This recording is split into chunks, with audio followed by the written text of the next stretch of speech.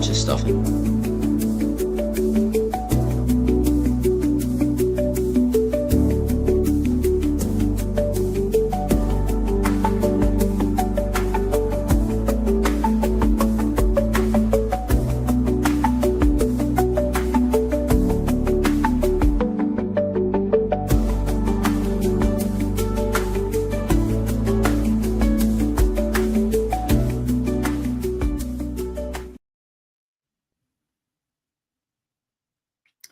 Hey guys, and welcome back to the Rookie of the Year podcast.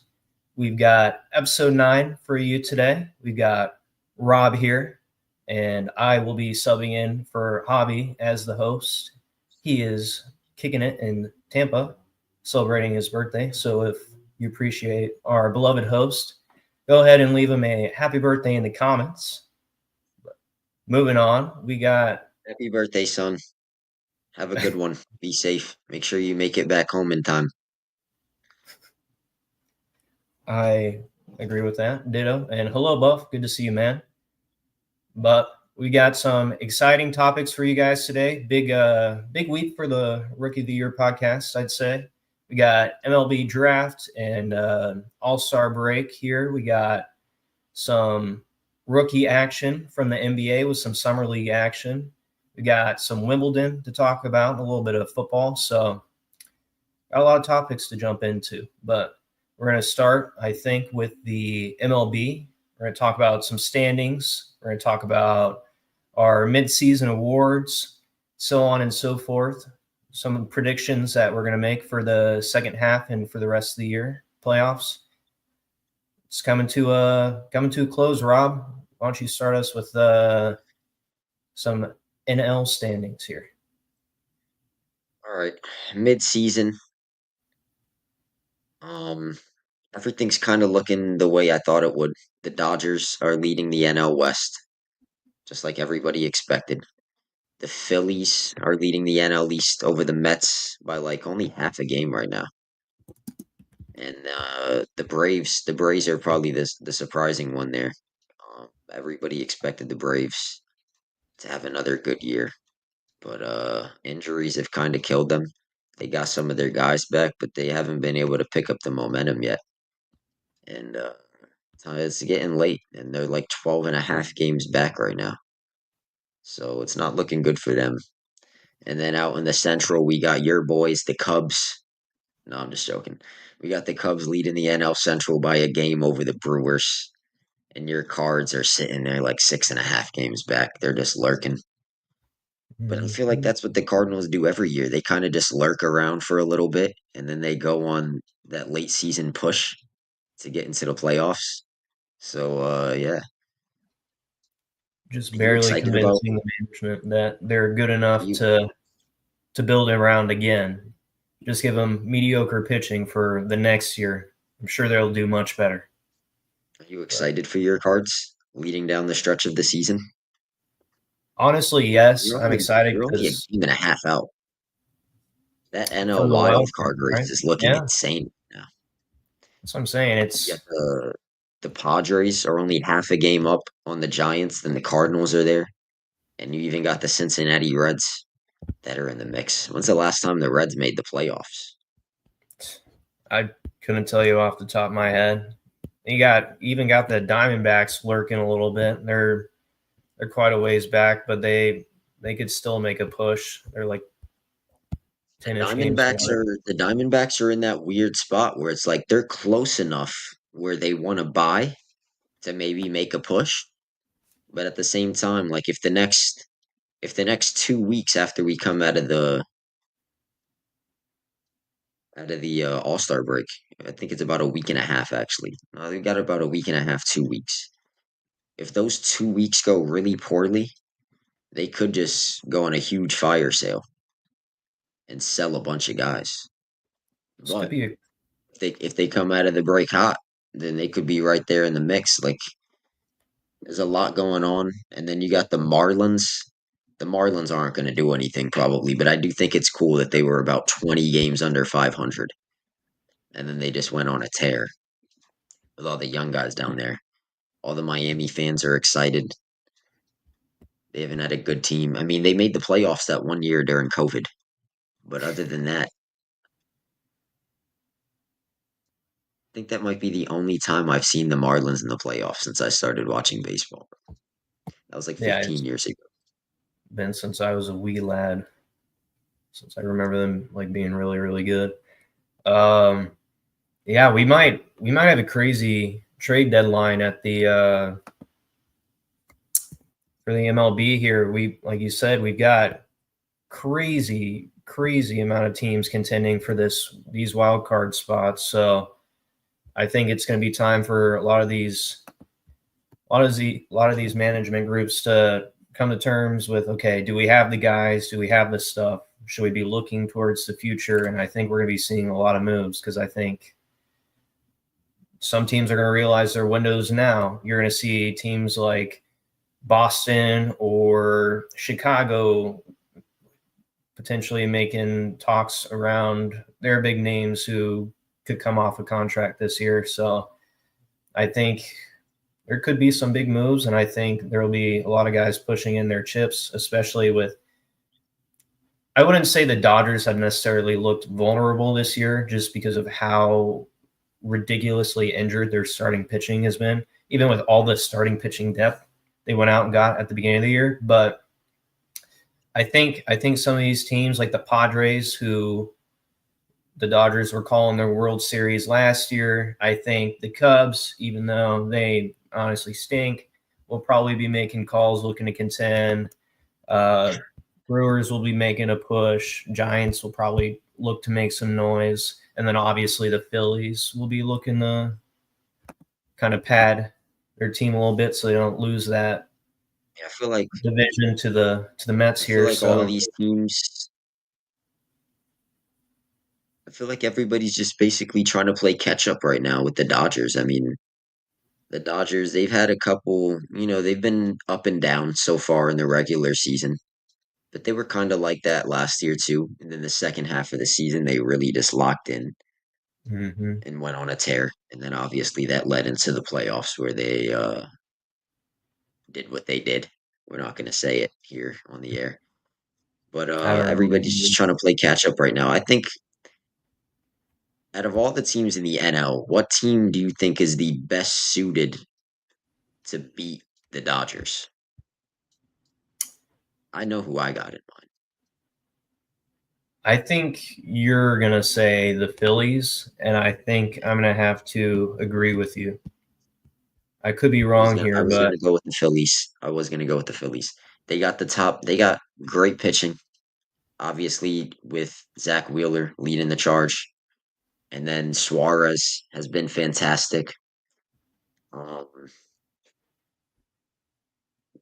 and then they got a few other good arms. And then on top of that, their lineup. I feel like their lineup is just perfectly suited for the postseason. The top end of that lineup with Trey Turner, Kyle Schwarber, Bryce Harper, Alec Bohm. They just got to stay healthy, man. That's all it is. If they I go into the agree. postseason healthy, I don't see any reason why they can't beat the Dodgers. And a lot of baseball, you see in baseball a lot of times, like in the MLB more than any other league, you see a lot of wild card teams make a push because baseball is kind of like a game of who's the hottest Yeah, once October comes around. So if you're just in that groove, once the postseason hits, you just ride that momentum through the postseason, you can make a huge run. agreed. That sleeper team, I feel like that sleeper team, in my opinion, would probably be the Padres. They've kind of had a they've had a really up and down year too. They started off really hot, but they've kind of cooled off over the last month or two, and now they're barely hanging on to a wild card spot by like half a game. But I feel like that team has so much talent that if they just put it together in the last 2 months of the season, they can ride that momentum into a deep run. But it's going to be tough. They got their rivals. The Dodgers are up there, and then the Giants have been playing great baseball too. And then I already mentioned the Phillies. But if there's any sleeper team in the NL, I would have to go with the Padres. I like that pick, but I think I'm going to go with either the Giants, like you were saying, they're kind of in the same position as the Padres. Started off really hot. I mean, they've got depth, and that's what I think it's going to come around to in the postseason. Um, and they've got some pitching star power and Logan Webb, like you said with Wheeler. I think he could definitely go out and win the Giants a game. They just need that offense to be clicking. They need Devers to be mashing. And I think that can happen, especially with, I think they won that trade with Boston. I think at least in the short term, like they didn't give up that many important assets. I think Kyle Harrison was probably the most important asset. Uh, his pitching can be easily made up for because he was all right with him. He's more of a prospect, but they have plenty of leeway to make a good move. And Buster Posey's kind of been trying to make moves, that's for sure. Whether they work or not, but also I would say the Brewers, just I because was they gonna have what's that? I was gonna mention the Brewers as well. They've won 7 games in a row. They're 16 games over 500 right now with the second best run differential in the National League. But the They're Brewers, I feel like the Brewers are a team that I feel like the last like 5 seasons or so, they've always been near the top of the standings and they get into the playoffs and then they just disappoint. they peter out. But granted, they had a good series with the Mets last year, and the Mets played well. I think the Mets just played well last year, so I think that was part of it. But like I agree with you, they peter out for the most time. But I think that's due to lack of star power as part of it. Will Adonis is good, but I think Chorio is good. I think they're looking to their youth, which has been fantastic for them. They've always been a fast team, uh, defense, swiping bags, getting on base, good pitching. That's what they're known for, and I think that's a very successful formula, especially in the playoffs. I mean, the Phillies have been doing it for years. Dodgers do it. I mean, everybody who wins does it. So, um, Sometimes sometimes you just need one or two guys to get hot. If the Brewers can get that, if they can get one or two guys to get hot and then the pitching locks it down, they could make that run. We kind of saw it with the Texas Rangers 2 years ago. Adolis yeah, Garcia went completely scorched earth. He had a home run in like 6 games in a row when they beat the Christian Astros, Yelich is injured. and then they he topped it off with that walk-off homer in game 1 against the Diamondbacks before he got injured. And then Corey Seager led the way home for the Rangers. So if the Brewers can get something like that, they could make that run too. They've got the pitching too. Everybody knows that team's got pitching always. If they're that taxes and the pitcher, I mean the Brewers having good pitchers. So, but I suppose we could shift over to the AL here. I'm sure you're excited to talk about that. We got the Tigers leading the Central. They've been, in my opinion, pretty dominant this season. I mean, Schoolville doing his thing. Their pitching staff has been excellent. They've been missing. Job went out with injury. I believe Casey Mize was out for some time. Reed Olson. So they've had some injuries, and they've still managed to put together an incredible record before the All-Star break here. By far leading that division. And then we have the Astros and Mariners with the Rangers kind of lurking in the West. Shout out the Angels just for doing anything this season, in my opinion.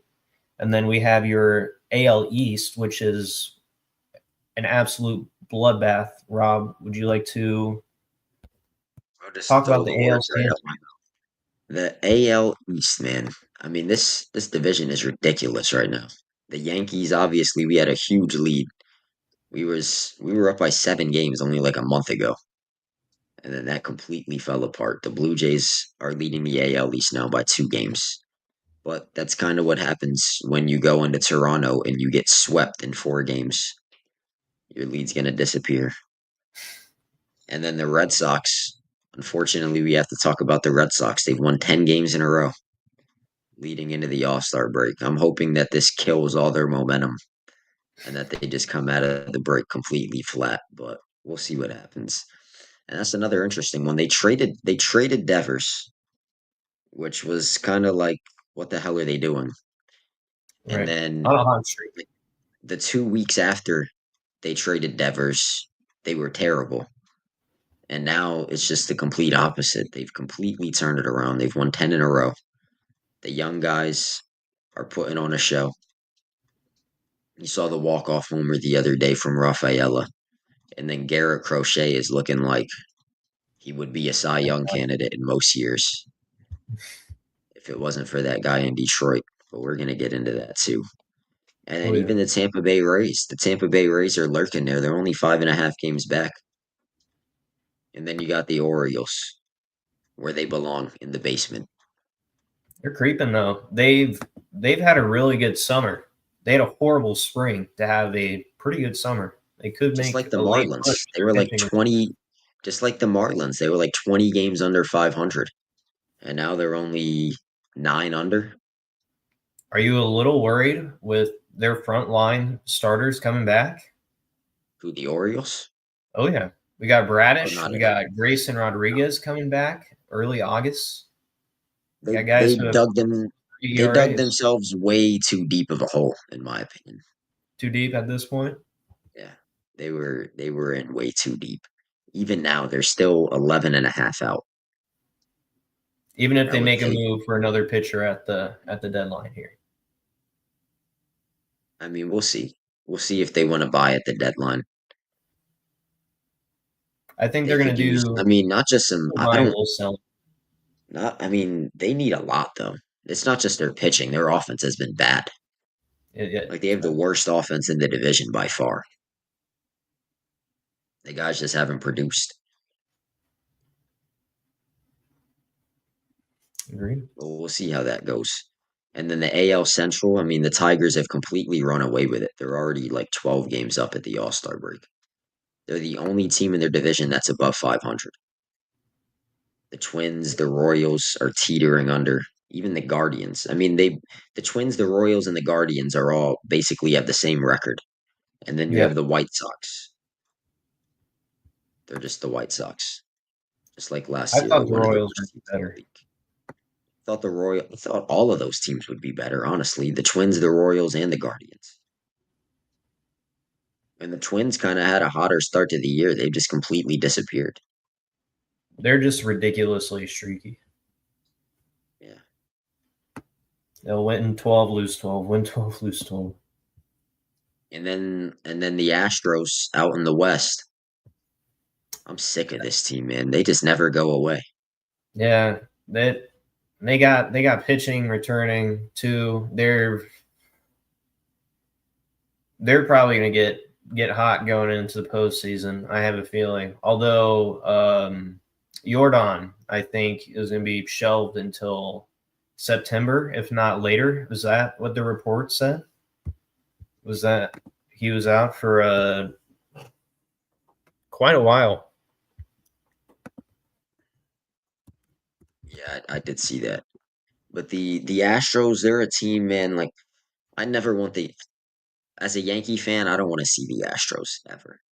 That team has Yeah, done a lot of damage, a lot of psychological damage to me. If I understandable. see the They're if I see the Astros on the other side of the bracket, I'm terrified. they're never beating the cheating allegations, so that city will carry that around for hopefully decades because they deserve that because they didn't get any punishment or retribution otherwise. They just kind of gotta don't do that. So, but we have them, and of course the Mariners, who are always seemingly lurking,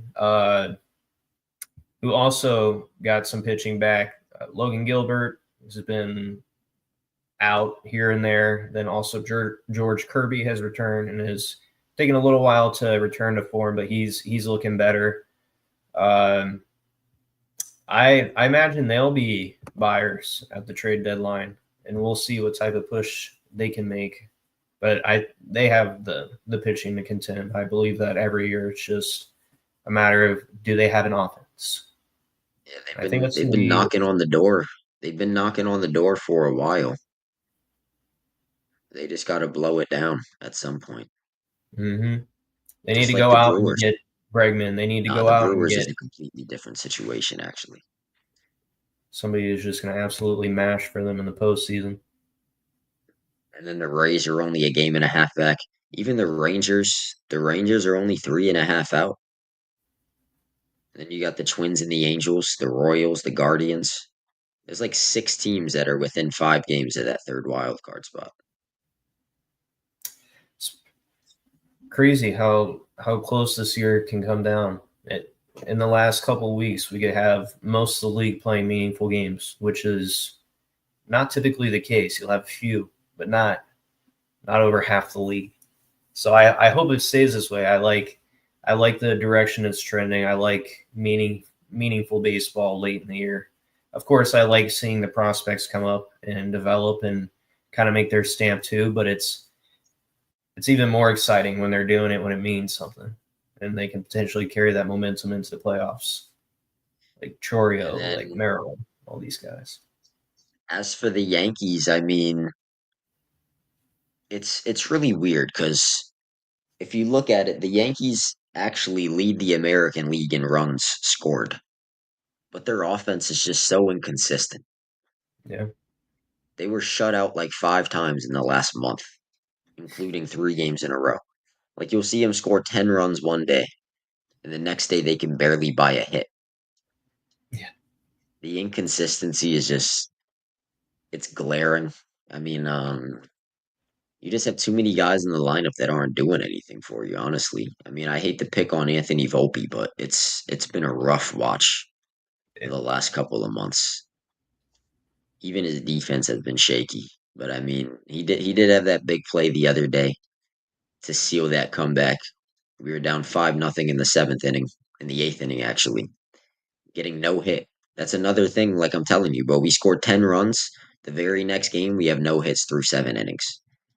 Fortunately, they ended up scoring 6 runs in the last 3 innings to win the game, capped off by that incredible dive into home from Volpe. Yeah, that is true. That was a But terrific slide. He yeah, just missed the tag from Raleigh. But to be fair, Wu is like that. Brian Wu is very nice. yeah. So, but your point stands that offense needs to show more wherewithal. Uh, it's Judge been the has same produced. Have complaint. been That's what I was gonna say. It's been the same complaint for years now. It's judging who else, like, and Judge has obviously been producing. Cody Bellinger, I'll give him all the credit in the world. He had a really bad first month of the season, but Mhm. the last couple months he's really been locked in. He's been playing great baseball for us.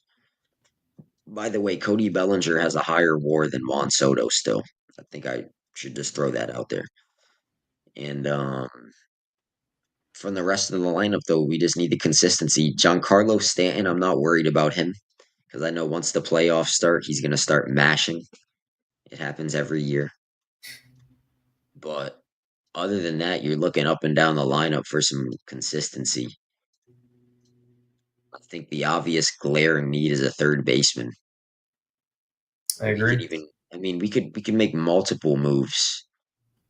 Like You- with Jazz Chisholm can play multiple positions.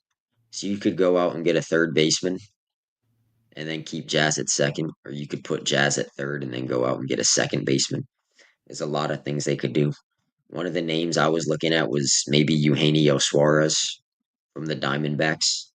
But like we mentioned, we don't know what the Diamondbacks are going to do yet. They could sell, they could buy. They're kind of stuck in the middle right now, sitting about 4 or 5 games out with 2 weeks until the deadline.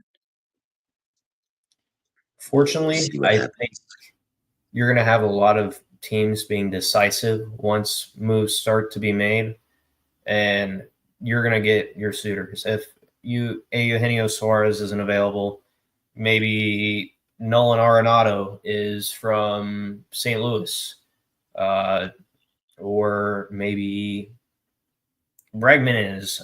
But yeah, good luck getting that trade to go. We're not getting Bregman. But Even if he was available, the Red Sox aren't giving him to the Yankees. No, that's what I'm saying. That'll never go through. But I mean, the options are there. Like if even if like I said, Eugenio Suarez isn't open, there'll be other avenues for you guys, and your GM And like you has mentioned,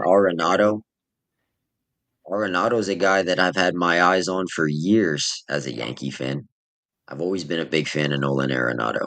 But I mean, we've been in rumors with that guy for years and nothing's ever happened. So like I'm kind of just giving up on it at this point.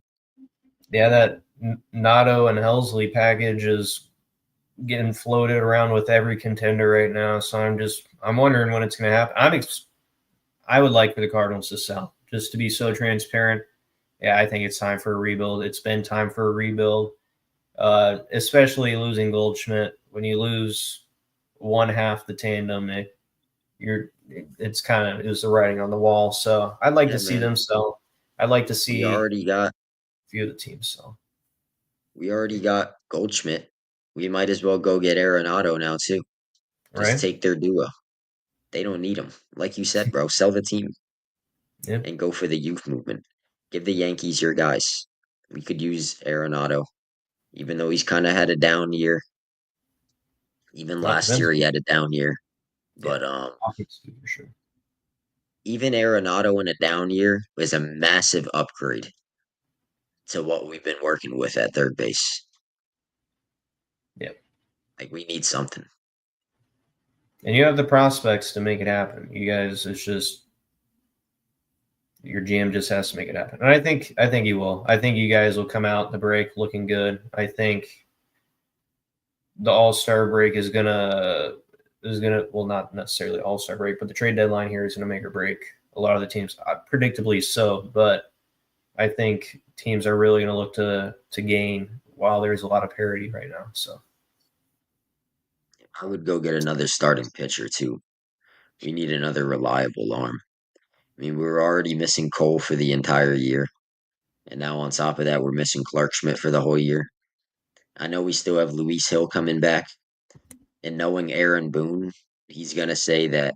I mean, he's already said it. So that Luis Hill is kind of gonna be like a deadline addition. That's the thought train of the Yankees organization since he hasn't played yet this year. I think it's bullshit. right. You get Hill back, and you still need to go out and make another move. I mean, you can never have too many reliable pitchers. Look at the Dodgers. They have like nine different people that could be in their starting rotation. And they need them all right now. Yeah. So, but that being said, moving on to consistency,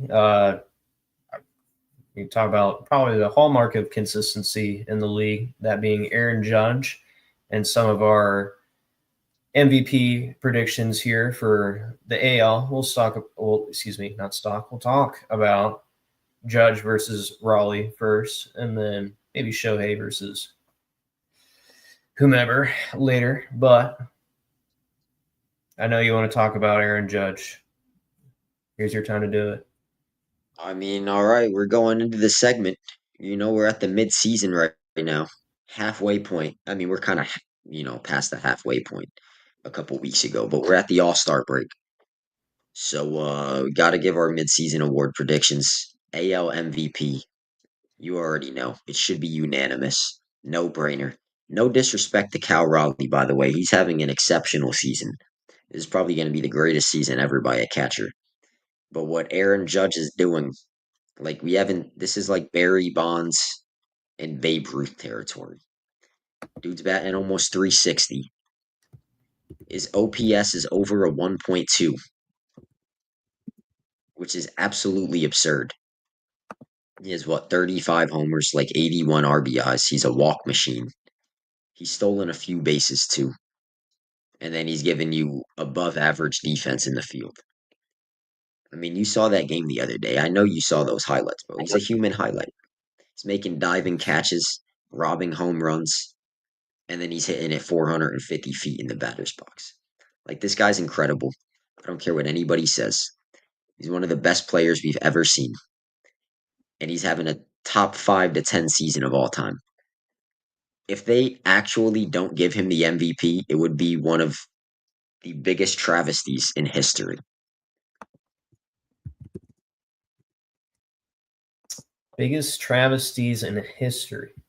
But on the flip side, while you absolutely have to bring to attention that Aaron Judge has well above a 1 OPS, you got to acknowledge that a catcher, a platinum glove catcher who commands the pitching just about better than anybody in the league, if not better than anybody in the league right now, with over a 1 OPS, with 38 home runs, 260 batting average, and he's doing this with the wear and tear of being a catcher and then being a platinum glove catcher. A travesty might be a little bit of a reach. I think it's one of the closest MVP races we've had in a minute, and I think it's an all-time one because you're having an all-time catcher season, if not the best all-time, combined with an all-time season from Judge. It's ridiculous. It just makes the NL look completely bland.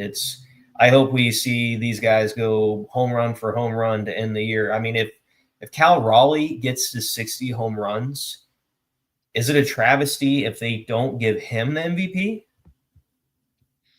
I mean, if Judge has 58 home runs and his OPS is 200 points higher, and his batting average is 80 points higher, and he has more RBIs, then Still a platinum glove catcher. it's gonna be a tough race, bro. I mean, I acknowledge that Cal Raleigh is an incredible player. The fact that he's a catcher is probably the reason why it's a race. I feel like if Cal Raleigh was playing any other position, nobody would even be arguing that he's the MVP. But because he's a catcher, that just throws a whole other dimension into the I might mix, you know. argue it's because he's also a platinum glove catcher, as well as, I mean, just to put in perspective, I know you like to diminish Shohei's accomplishments, but he has a higher OPS than Shohei right now, which is also mind-boggling. So what That's he's not doing is surprising. not Shohei's overrated. like the third best OPS in baseball. But Overrated. go off. If Cal Raleigh was in the NL though, he would be unanimous MVP. Actually, no, he wouldn't be. They would I think probably he's still just give it. not. They would if Cal Raleigh was in the NL, they would probably still give it to Otani just because they love him so much. That's their golden boy. I don't think so. I think that the reason it's not going to be unanimous in the AL is because Aaron Judge is having an all-time season. That might just be my unbiased opinion here. I mean, it's going to be an interesting 2.5 months. This could end up being the greatest MVP race in MLB history. I hope so. That's good for baseball. Because on the flip side, well, actually, you know what? Before we get to that point, because this is who I think would be leading with Shohei and the NL, since we're talking about theoretical stuff here. Jose Ramirez, dude, this guy is incredible, and he's been doing it for so long. He's been in MVP discussions for so many years now, and it's unfortunate that he's got to sit behind these guys or just see somebody jump onto the scene like this because he is also First it having. was Trout. He was stuck behind Trout. Then he's stuck behind Judge. Then he's stuck behind Otani. Now Otani's gone, but he's still stuck behind Judge. And now Cal Raleigh's having a Yeah. ridiculous season. So I think it's this kind of always somebody, and he's always hanging up there, and he's doing remarkable stuff this season. He's not striking out. He's got pretty good RBI numbers. He's swiped 30 bags, almost 20 homers. I mean, here in the NL, he'd be leading up there, but Fortunately, he has to Shout out suffer J the fate Ram. of being with us. He's been shout out J Ram. He's been carrying my fantasy team. We're That not is going to true. talk about where my team is sitting in the standings right now, but he's the only bright spot on my team. So huge shout out. If it Very was, upsetting we did this week. am I in last place? I think Ryan Workman might still be behind me. Ryan But Workman played the if worst. I'm not in last, then I'm second to last. And if I am second to last, then I have J Ram to thank for that. Because if it wasn't for him, I would be dead last. So big shout out to Jose Ramirez. Oh yeah. But that being said, I think we should just talk a little bit about what I think is a runaway case in the NL. Shohei is absolutely clearing Pete Crow Midstrong and Juan Soto, who you also are not a big fan of. Um, Juan and I Soto's not just, even a candidate in my mind. them, That guy sucks. And I'm not going to say he sucks. But, bro, I mean, I don't even think Juan Soto has been the MVP of his own team. So I'm not going to put him in the race for the NL at all. But my NL MVP, bro, Pete Crow Armstrong. You can call him Pete Crow Midstrong or whatever the hell you wanted to call him. I mean, like we said, he's having a great year. Maybe his offensive numbers aren't what Otani's are, but he's still batting around 265, 270. He has 25 homers, 71 RBI. His OPS is sitting around an 850. And then he's been one of the best defensive center fielders in baseball. Whether or not you agree with that, it is the truth. Only thing, I mean, the NL is just so. I mean, like you said, bro, the NL MVP race is just so weak right now. Like it he, actually pisses me off that Otani is the favorite. he's leading. And Just because the race is so weak. yeah, just I mean, yeah, he's nobody's having a really good year. coming close. It's like Tucker He is afterwards. he is having a good year. He has what 32 homers, 60 RBIs. I mean, he's not having nearly as good of a season as he was last year, but he's been a walk machine. He gets on base a ton. Yeah, his OBP is. I think he has like 7 triples too. So even when he's not hitting homers, he's slugging it into the gap and taking extra bases. And He's then only got 12 bags this year. he's a DH. That's really just my whole thing against him. He's a DH. I feel like we've seen in the past so many players get punished for being a DH when it comes to these awards. But now that Otani is in the same situation, it's not going to matter. You know why? Because he's the MLB's golden boy.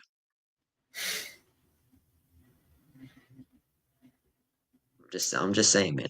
If Aaron Judge was a DH, it would be held against him. But since it's Otani, it's not. I've never seen a player get more glazed by the MLB. It It makes me might have sick to to do my with the whole bro. pitching thing too, but Bro, he's thrown 9 innings, bro. What pitching it thing? is. He's pitched one game. He He's pitched it has only the been equivalent 9. of one game. Well, I And don't that's think another thing. they're kind of People roll them out for like a few innings. bro, I could do a whole show just hating on Otani. I I believe could you. just hate on Otani for an hour straight. I really could. But that's not what this is about. This is about Pete Crow Armstrong and his MVP case. He has been exceptional. I really need him to come out of the All-Star break and just absolutely rake. He needs to get those walk numbers up Yeah, he's to get striking that out. OP. If his OPS is at least a 900, he's got to be the favorite. I feel like that's really what's holding him down right now because the batting average is similar to Otani. Their batting average is similar. He does have 7 less homers, but he's driven in 10 more runs. Then his OPS is like 140 points lower. Yeah.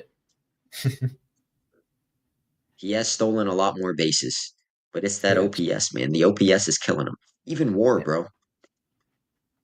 MLB and MLB stat heads love the WAR stat so much until it comes to this MVP race. Because Pete Crow Armstrong leads Otani by like he leads him by over a full point in WAR.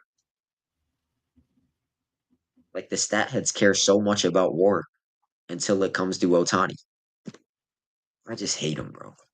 I mean, he's I just hate I started hate the generating thought of it. pitching more. Huh?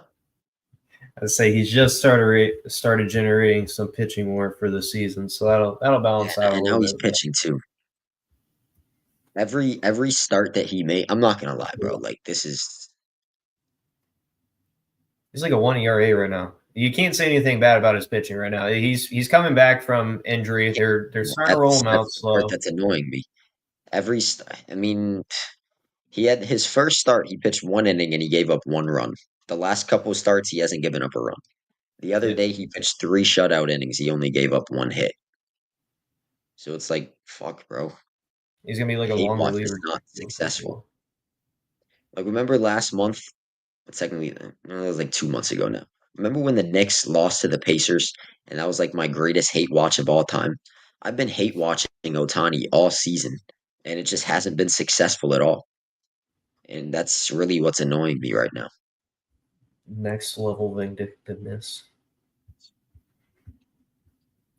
But we can pivot there. I'll agree with you to an extent. Pete Crow Armstrong, he's been swiping bags. He's had surprising power. He's been doing some good stuff over there in Chicago. Do I think it'll translate to them doing well in the playoffs? Probably not. Do I think Chicago is going to manage their contract situation well? I don't think so, and I also hope not. So I'm not too worried about it. Shohei's leading right now, and Pete Armstrong will have plenty of years to take the lead, put up a proper OPS. That'll be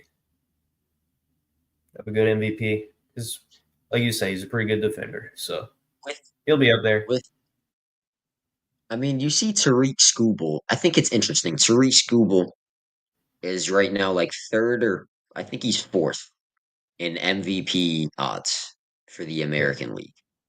yeah, Rightfully so, because he's been absolutely incredible. But I think it's interesting that the NL, like we mentioned, the NL MVP race is so much weaker than the AL. Yet there's no pitchers that are in the race. Like I feel like you could easily make a case for Zach Wheeler being the MVP in the National League.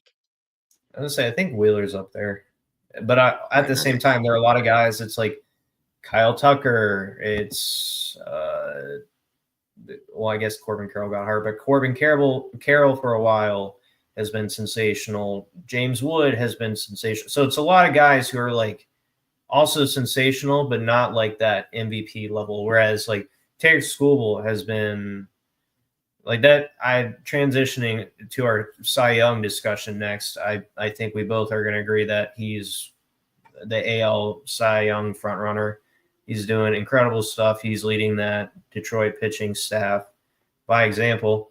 Um, and his offense obviously is helping him out, but he's been absolutely dominant this season. And I think team record plays a little bit of part in that too. And the fact that Riley Green and Zach McKinstry uh, have been exceptional, but Tarek School is the best on that team. Whereas maybe you can make a case for other Phillies players being better than Wheeler. So just a thought.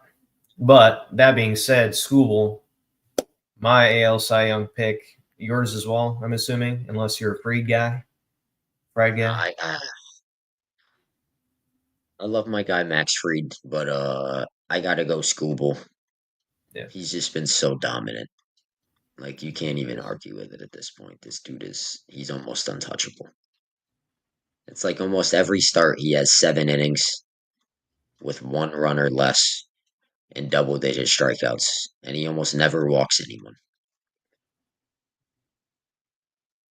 And then He there's another guy in Boston that might be making a strong case, but I'm definitely not advocating for that. So Crochet has been excellent as well. Him as well as Hunter Brown. As much as I hate to mention the Astros, of course, Hunter Brown has been exceptional in the AL as well. This is honestly, I mean, if it weren't for School being far and ahead, the front runner, it would be a really, really good Cy Young race, in my opinion. Hunter Brown this year has a 2.43 ERA, 137 strikeouts. Makes for one of the best strikeout numbers in the league. So any other year that is exceptional. Except, well, honestly, it does contend. Depending on how the rest of the year shakes out, some of these guys could make a late push. Honestly,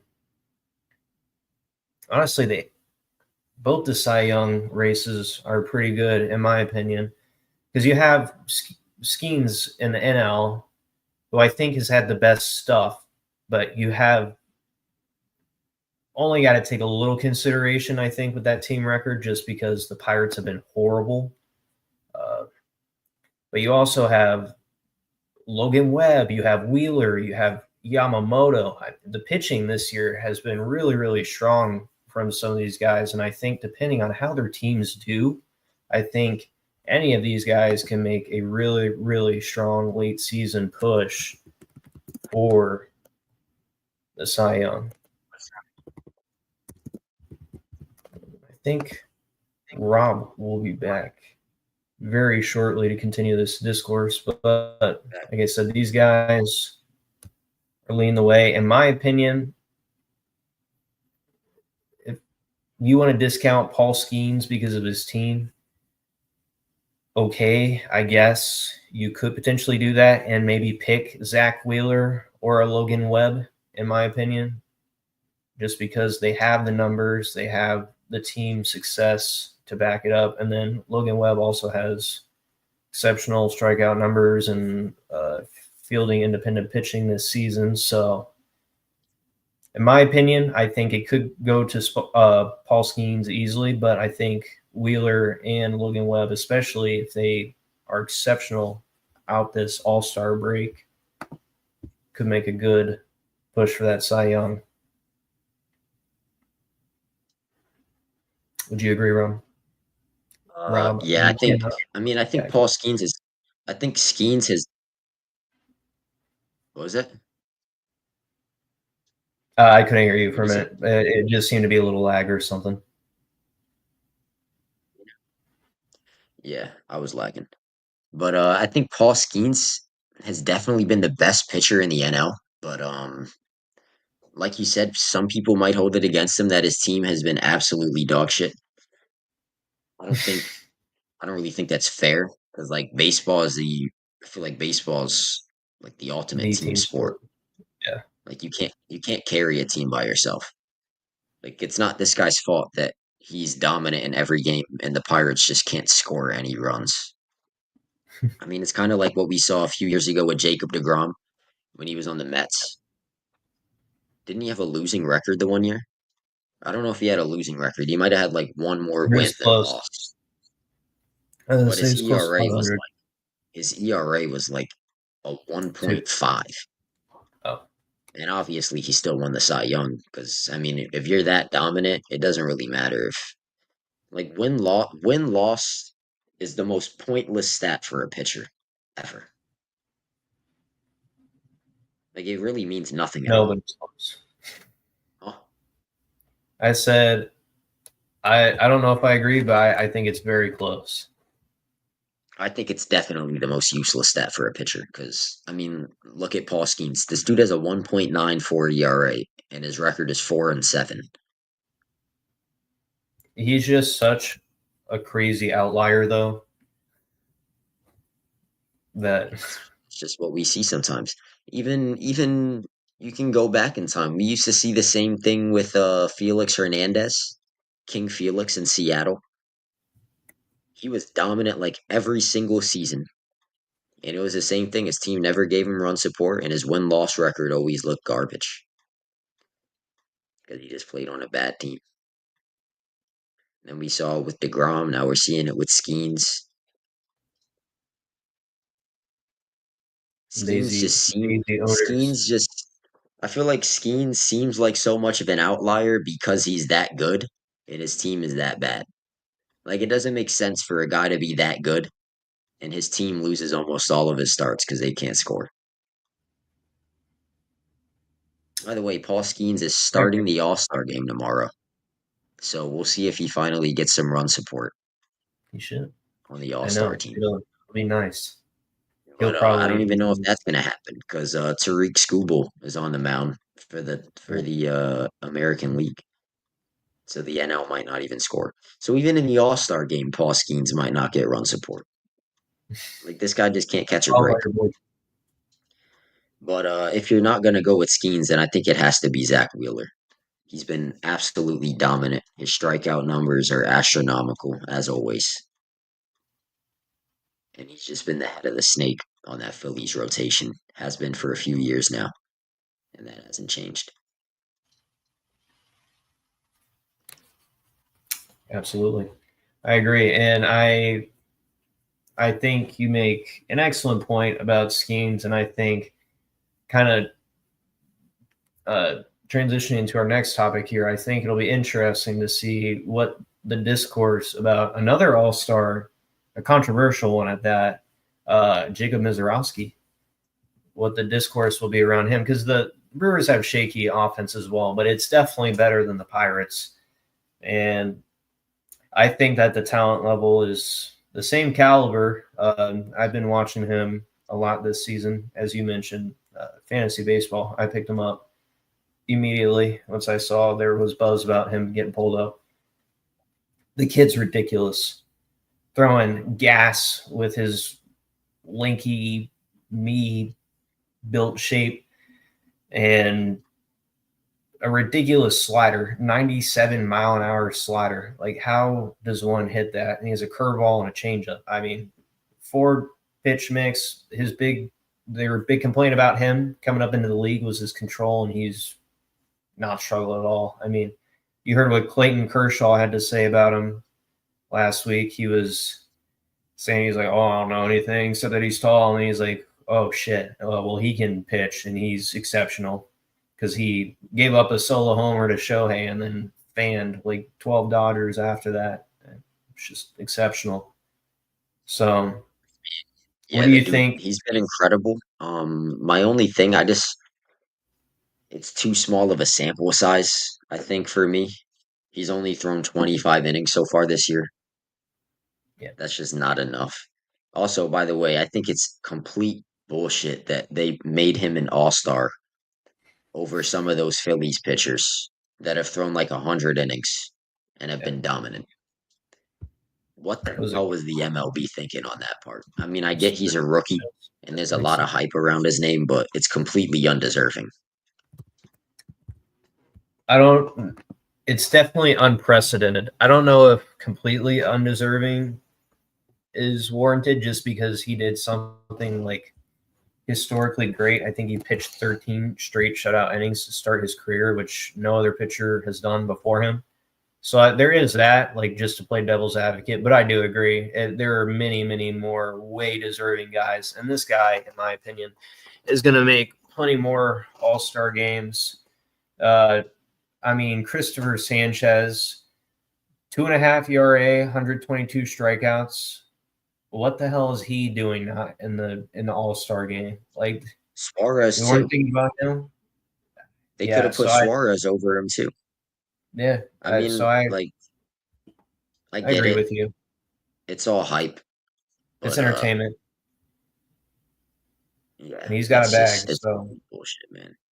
it You is. got It to is a feel little for those ridiculous. Philly. You got to feel for those Phillies pitchers, bro.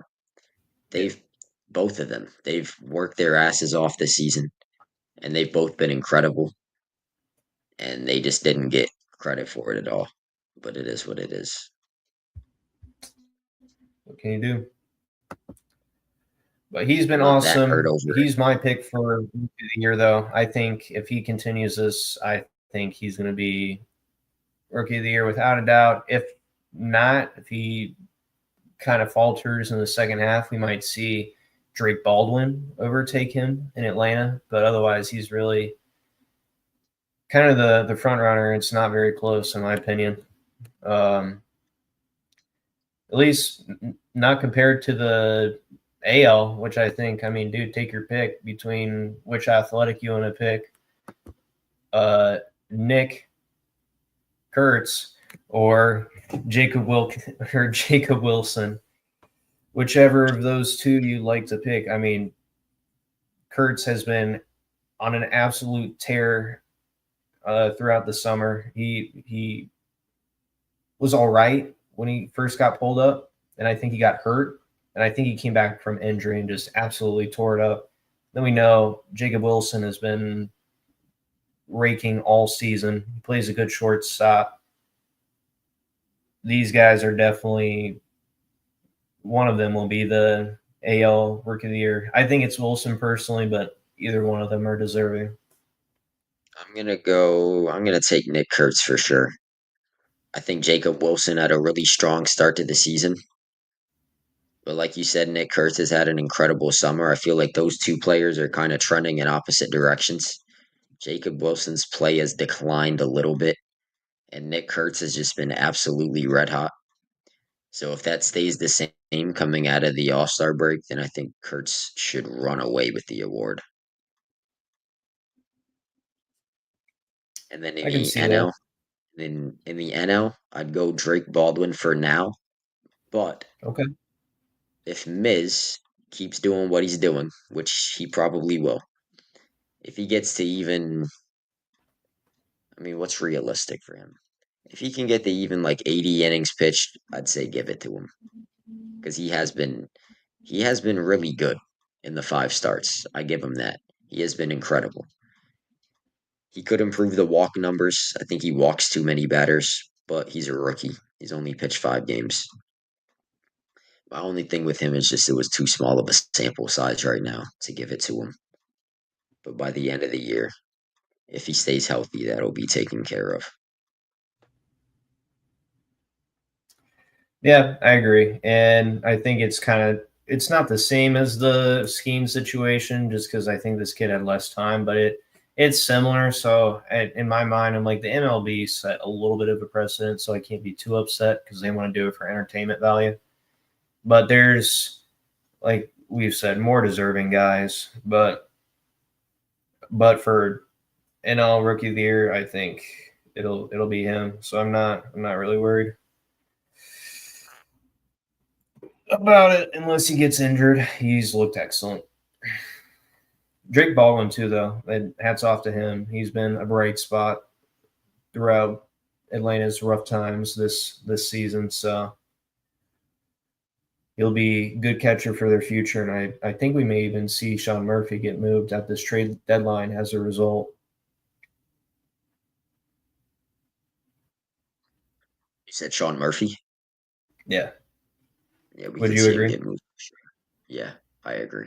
He's been getting a little hot recently. He's been picking up a little momentum, so he Team's might just get some sputtering. interest from the team. Yeah, and they could definitely sell. I mean, that team has been just like they're just sputtering. Yeah, but all right, moving on. That was our midseason awards. Uh, Though we're going to stay on the topic of rookies, we're going to move into the NBA. We've had a lot of summer league action, a lot of exciting summer league action. We got to see our first matchup between the first and second pick. Got a little bit of Cooper Flag versus Dylan Harper and Carter Bryant because that's who was doing a lot of defending on Cooper Flag. But Rob, what were your thoughts on the Spurs and Mavs games and some of the summer league games as a whole? Well, we're gonna start obviously with the superstar.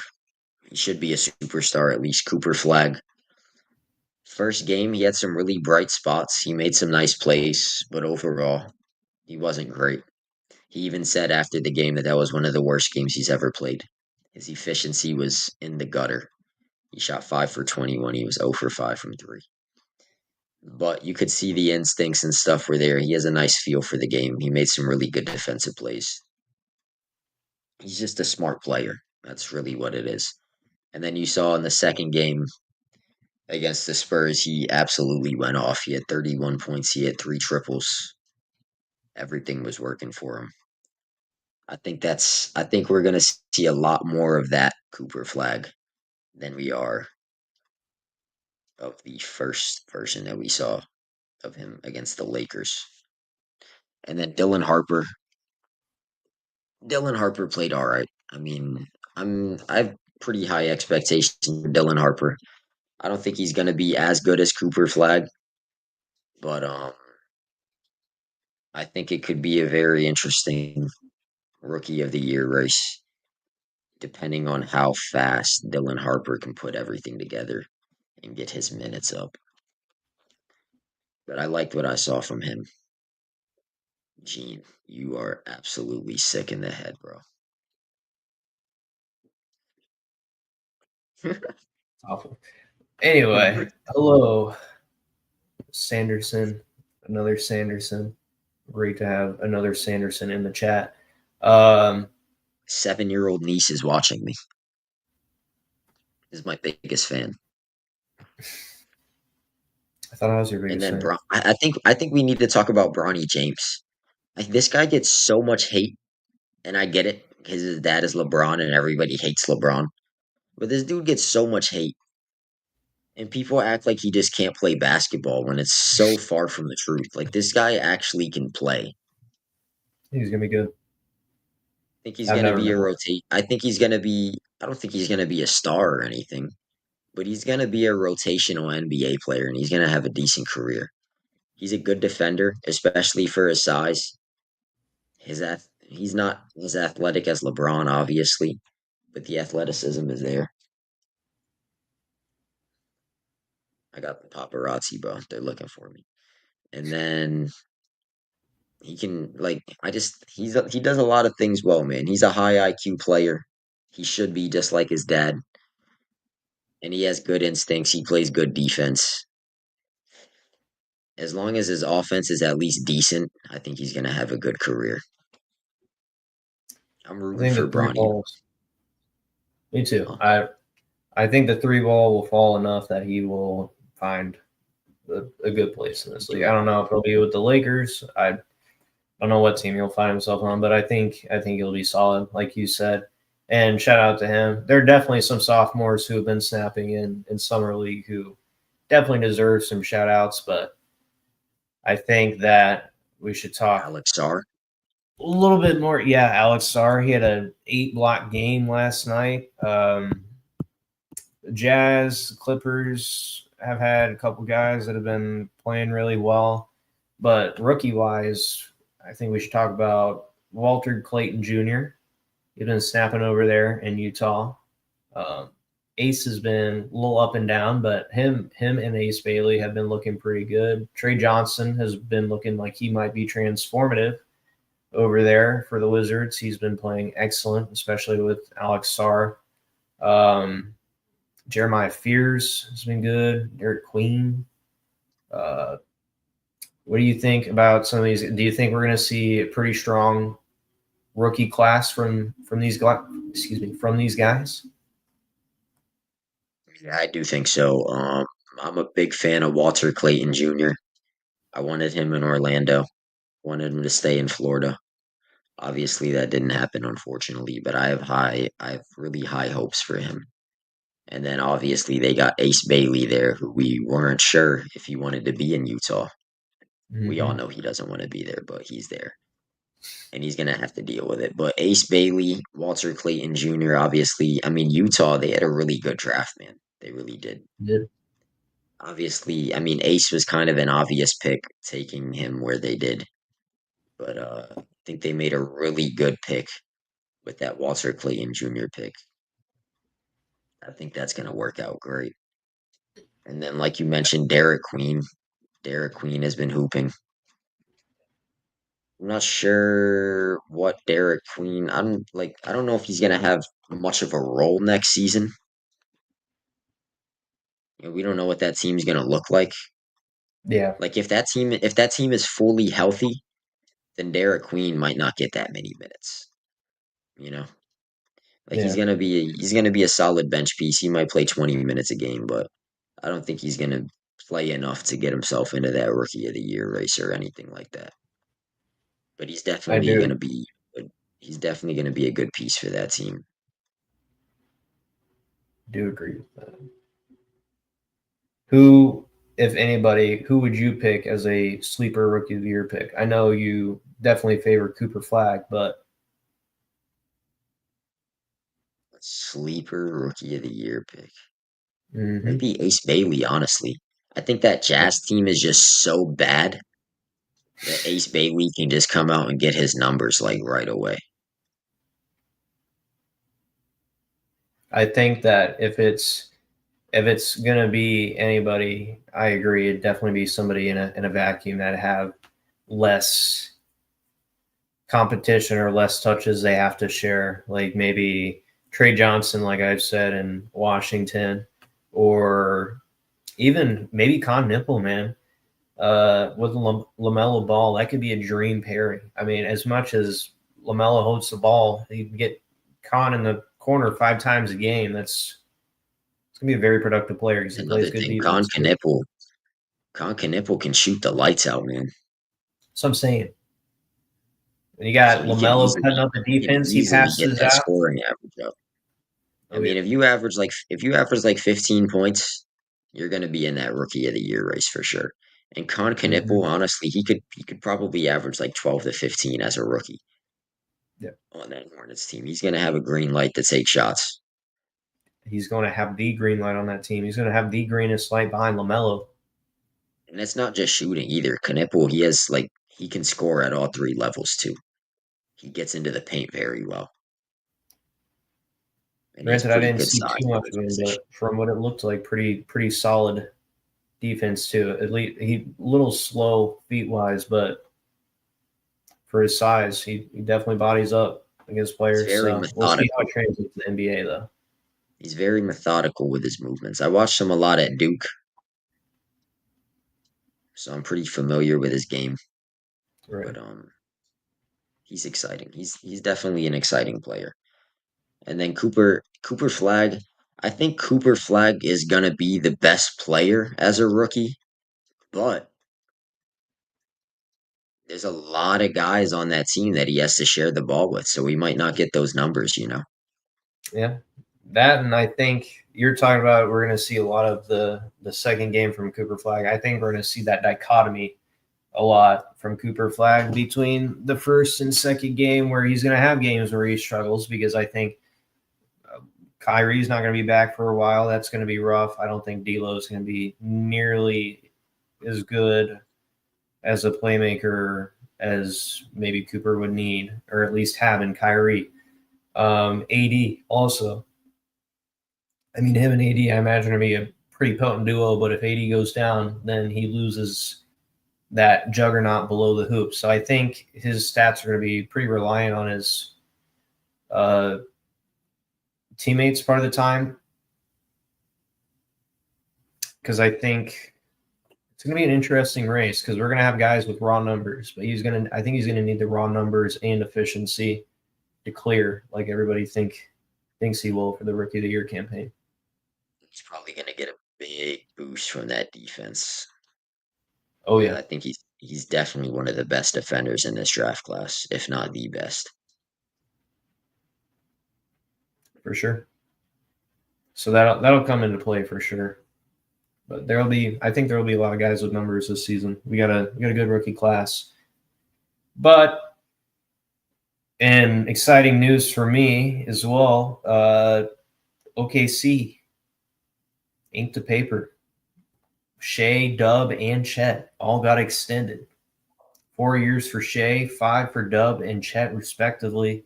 Contingent on some All NBA stuff, but they're looking at a $260 million contract for Dub, 280 or well, I couldn't even remember the It was figure for two. I Shea. think it was. 280 I for think Shea. J Dub's contract. I think J Dub can go up to 5 years for 287, which is it seems like a lot, but I mean that like you said, that's kind of contingent on whether or not he makes all NBA and all defense, which he did last year. But I'm pretty sure Right. he has to do it again next year for that to kick in for the contract, which I think he can easily do. He's a really good player. But if it doesn't, then the contract will go down by about 50 million in total.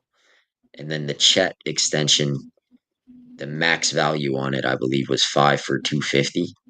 Now Yep. that's the one that I'm looking at as like a massive overpay. The guy's, I mean, we've already seen he's only been in the league 3 years. He missed the whole season as a rookie, and then he missed half the season last year. So you never know if he's going to be healthy. Right. And honestly, even when Chet is healthy, I don't think he's worth anywhere near that contract. I really don't. But that's also contingent on whether or not he makes All NBA and All Defense. And I think there's absolutely no way that he's going to make All NBA next season. So he's not going to get his max value anyway. I don't There's think no chance. so. There's no chance he's making All NBA next season. I wouldn't say no chance. If you Zero remember, chance. before he went down with the injury at the beginning of the season, man, he came out averaging like 26, 12, and 3 blocks. I mean, he was on fire. So I could see it, but like you said, that health is a big factor. There are a couple other things that I'm looking at that I think he really needs to improve upon.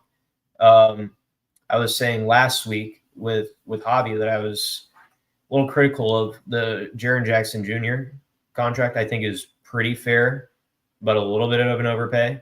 Um, until Jaren Jackson kind of gets his handle right and some of that interior work right.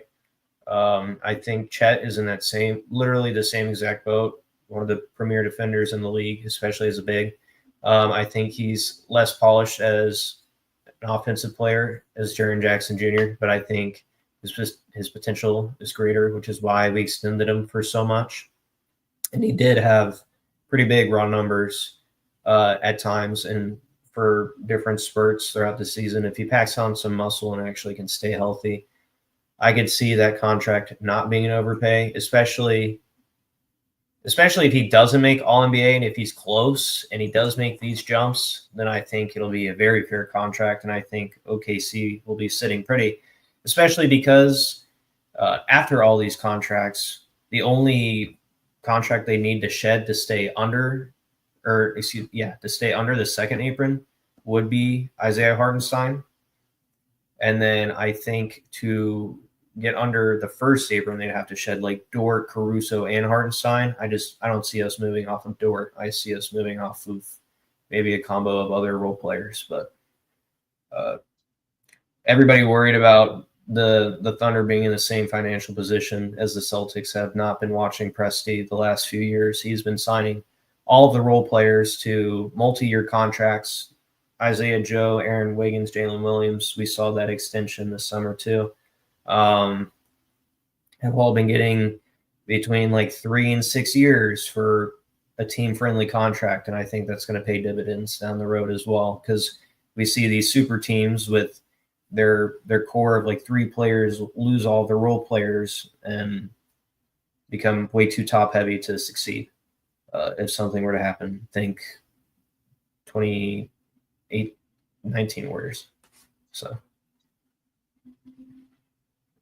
Yeah, overall, it is a little bit worrying, but it's everybody's biggest complaint last time was like, oh, you cheaped out on Harden. Well, now we're paying all of our guys, and now everybody's like, why are you paying your guys? What? Why wouldn't we pay our guys? But I'm excited. It's exciting that's a that fair point. we are paying But our guys. I'm not gonna lie. I'm praying on the Thunder's downfall. It's all right. Everybody is. I'm happy for you that your team won a ring, but I'm not trying to see OKC dominate for the next 5 to 10 years. I It's gonna be mean, rough. if Our your pitches look if your good. team doesn't have haters, then you're not doing something right.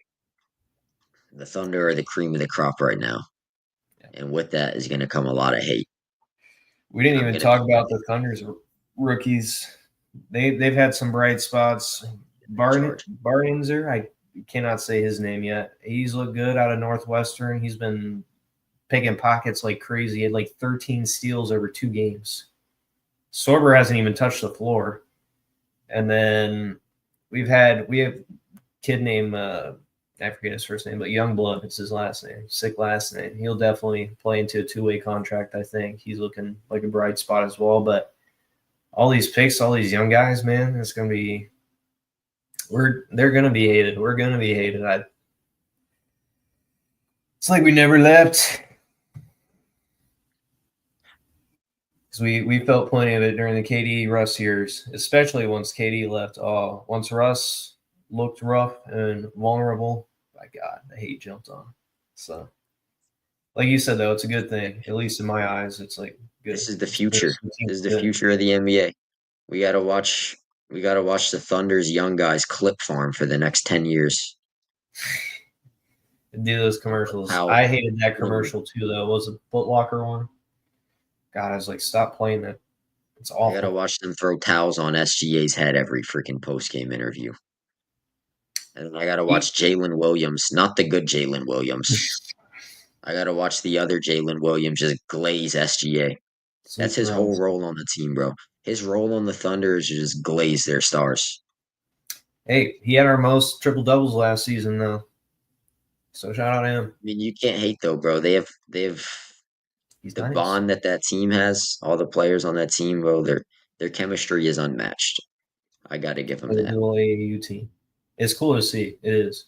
Speaking But of the gimmicks, bro, I know you saw even in the summer league, bro. They were doing the towel thing. yeah, yeah. Like you gotta love it, Culture bro. That's through and through, baby. that yeah. That's Like culture. how the Miami Heat are always talking about heat culture, that bullshit ass heat culture. The Thunder Thunder actually got have a strong culture. Thunder got culture. Oh yeah, all them boys. Well, it's pretty regular across the league. I know. I've been seeing like Kawhi Leonard has even been out, which I was like, damn, Kawhi's pulling up. But most of the Thunder team went out to go see the guys play too during summer league, so it's cool to see. They're definitely a very connected team.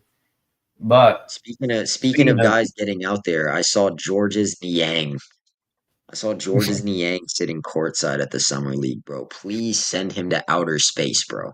I can't have him on my team. I I'm would not not want to rooting be. for George's Niang, bro. I just can't. Like, I don't even want him sitting on the sidelines in a warm up. I don't want him wearing anything that's Celtics related. George's Niang should not be on my team. Get him out of here. Niang from Middleton. Niang for Middleton. Imagine. The Imagine. Wizards might as well do it, bro. They're garbage. I mean, Chris Middleton doesn't fit their timeline anyway. Just get rid of him. Let us have him for free. I wasn't thinking that. I definitely think you guys would compensate in some other way, but not sexually, but like draft picks or something. But Compensate him however he needs to be compensated, as long as he's on the team. but moving on. Oh well, not quite moving on. I think it's pretty related. You got that Palo extension too. Our Magic fans are be pretty happy. I watched the pod. Shout out Magic fans. Paulo gets his big About extension. I mean, this one was kind of a foregone conclusion. We all knew he was going to get the max at some point. J oh Dub yeah, was kind of a foregone conclusion too. I pretty much knew that J Dub was going to get the max. The only one that really surprised me was Chet getting the max. I thought he might get something like a 5 for 175 or something, but they went and gave him the full max. But can't hate on it. All you can do is pray on their downfall. exactly. Shout You out do. Paulo though. Yep. Paulo Shout out gets a Paulo, master. man. Magic gonna be good. I'm excited. The Magic locked down their guys. I mean, they got Paulo for the next 6 seasons. That's pretty exciting if you're an They Orlando got Magic Paulo for fan. 6 years. They got Franz and Suggs for 5 years. And then they got my dog just walked in the room. He just barged in. And then you got Desmond Bain locked in for like 4 years too. So the Magic got their core for at least the next 4 years. So their fans shouldn't have to be worrying about anybody leaving to LA anytime soon. But we'll see what happens. I hope not. I definitely don't like to see the Lakers succeed. So they were just giving Luca for free. Why? I'm a Paulo guy, so any team that Paulo goes to, I'm pretty much gonna root for him as long as it's not like the Lakers. If Paulo Yeah, actually ended up on the Lakers, I would have to cut my ties with him. yeah, Like that's where it would have to end. I can't root for a Laker. agreed. But I know that there's a lot of big stuff going on in the tennis world that you wanted to touch on here. Did you want to do that before we talked about football? Yeah, we might as well get right into it. Yesterday, the final at Wimbledon, Carlos Alcaraz versus Yannick Sinner. It's the new duo, the top two in the tennis world right now. The two top players in the world by far. Obviously, Novak Djokovic is still hanging on by a thread. I'm not going to say hanging on by a thread because he's still dominating against pretty much every other player except Sinner. Even Alcaraz. Djokovic has been playing Alcaraz really well. The last like 5 meetings or so, he's won 4 out of 5 of those. But it's pretty much just been Sinner versus Alcaraz. We got it again. It wasn't as exciting as the French Open final. Obviously, that was last month. Alcaraz came from behind. He was down 2 sets to love against Sinner, and he came back and won in 5 sets in a 5.5 hour thriller. It was one of the best tennis matches I've ever seen. Yesterday was I'm not gonna say easy work for Sinner. Alcaraz made him work for it, but Sinner, it was a pretty dominant performance. He kind of blew the first set. He came out hot. He was up 4-2, and then he lost 4 straight games for Alcaraz to close out the first set 6-4. But then Sinner really locked in those last 3 sets. He won all three of them 6-4, 6-4, 6-4. To get his first title at Wimbledon, I mean, he's really closing the gap. If Alcaraz would have won yesterday, that would have been his sixth Grand Slam title. So he would have been doubled up on Sinner. But instead, it's Sinner that closes the gap a little bit. Alcaraz sits at 5, Sinner sits at 4. And I mean, this is what if you're a tennis fan, this is what you got to look forward to for the next probably decade or so, because these guys are not going anywhere. They've now split the last 7 Grand Slam titles between the two of them. Sinner winning 4 of them and Alcaraz winning 3 of them. And then it's just them two and everybody else, man. Everybody else is just fighting to keep up right now. And it's exciting too, because after Nadal and Federer retired, so we weren't really sure what was gonna happen. But Sinner and Alcaraz have just completely taken over the sport. There were guys like Medvedev, Daniil Medvedev. He was one of those guys that we thought maybe would put his name into that mix and win a few Grand Slams. He did win. I think he won one. I don't think he got a second one, but he won one Grand Slam. But for the most part, it's just been Sinner and Alcaraz dominating. Alexander Zverev has never been able to put it together. That guy's such a choke artist, man. I don't like. That's really all I can say about him. Zverev just chokes in every big tournament that there is.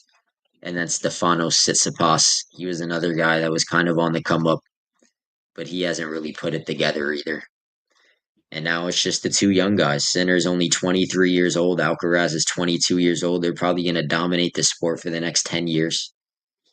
We got the U.S. Open coming up next month, starting in the end of August. So Alcaraz and Sinner, if one of those two win, it would be 8 consecutive Grand Slams between two players. That is just absolutely unprecedented. That's absolute. I mean, it's really not unprecedented. We saw it a few years ago too with the big three with Federer, Nadal, and Djokovic. I just think it's funny. The men's tennis world is just like It's always been dominated by a few guys. We had the big three with Federer, Nadal, and Djokovic for 20 years. And then those guys kind of phased out. We still have Djokovic playing at a high level, but he's just not good enough anymore to beat those top two guys with Sinner and Alcaraz. So we had the big three for 20 years, and now we have the big two. Maybe we'll get one other guy to put their name into that mix and make it a big three again. But for the most part, it looks like it's going to be the same two guys dominating. And then on the women's side, it's just complete parity. In the last 9 Wimbledons, there have been 9 different women champions, and 8 of them were first time champions. So you got to appreciate the parity on that side. Um, that women's final was so disappointing, by the way. I had high expectations. I was pulling for the American Amanda Anisimova, but she got absolutely slaughtered. That was that was probably the worst Grand Slam final I've ever seen. She didn't even win a game. 6-love, 6-love. She 57 minutes. And Iga Swiatek gets her 6th Grand Slam title. There's been a lot of parity on the women's side, but Iga Swiatek has really, I think, separated herself from the rest of the field. Only 24 years old, and she's already won 6 Grand Slams. So she's probably going to be that next great women's tennis player. She could go down as one of the all-time greats. And then with the win on Saturday, Swiatek has now won a Grand Slam on all 3 surfaces. So she's really solidified herself as a all-court player. She's just completely dominant on all surfaces. So hats off to her. Sounds like an exciting time to be a tennis fan then. We will touch on some football next week. I think we're going to be going through all the conferences, kind of giving a rundown on predictions and thoughts on where each conference lies in football. Stay tuned next week. We're probably going to start with, I think we're going to start with maybe the AFC South, but who knows? Maybe we'll throw you all a curveball and start with a different division. But we're going to try to preview one division each week leading up to the season. So we're going to start that next week, probably with the AFC South. If you're a fan of an AFC South team, no hate, bro. Your division is by far the worst in football right now. I don't even think it's debatable. That's got to be the lousiest division we have in the NFL. All right, we'll get into that. Well, that's besides the point. You AFC South fans, you rest up, prepare for our podcast next week. Javi, you rest up, have a great birthday. We'll see him next week. You should be at full strength, hopefully. Robbie, it's great to have you back. Don't get too drunk. Don't fall off a boat or anything. We need you back. You're a good guy. Happy 24th. I think he's 24. It's his Kobe year. He would hate me if I said it's his Kobe year, by the way. Wouldn't want that either, to be honest. But yeah, shout out Javi. Anyway, thank you all for watching. Leave any comments that you'd like for us to talk about next time in the podcast. Leave your opinions down below. Thank you again, guys. Peace.